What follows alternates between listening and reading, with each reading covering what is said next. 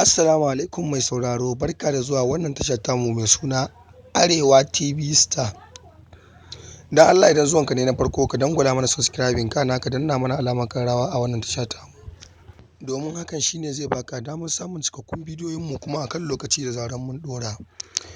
To mai sauraro ka karkaɗe kunnenka sannan ka gyara zama ka ji yacce ta kaya da sojoji da shugabannin 'yan ta'addan da suka addabi yanki na Kaduna. Yayin da waɗannan 'yan ta'adda sun kai adadin kimanin watanni da yawa suna fafatawa a wannan yanki suna cutar al'umma suna kakkashe mutane. To amma mai sauraro kuma waɗannan 'yan ta'adda 'yan Kaduna sun yi Allah wadai da waɗannan bayan Allah to tasu ta faru kuma ta ƙare.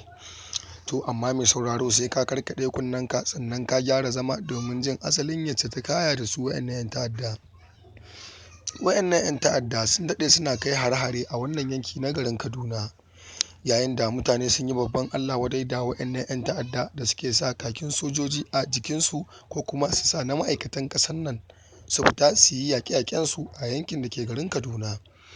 To waɗannan mutane Allah ya mana tsari da su kuma idan zai su shiryu Allah ya shirya su in kuma ba za su shiryu ba Allah ya mana tsari da su.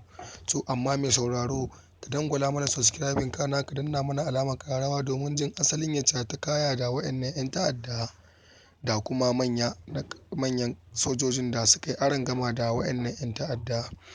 To mai sauraro waɗannan 'yan ta'adda sun koka da yin nadama game da waɗannan aiki na ta'addanci da suke yi a wannan ƙasa tamu ta Najeriya.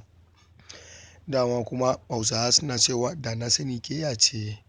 Tunda sun daɗe suna yin ɓaramɓatamansu sai yanzu suka zo suka yi nadama akan abin da suka aikata. Ka dangwala mana subscribing ka danna mana alamar ƙararrawa.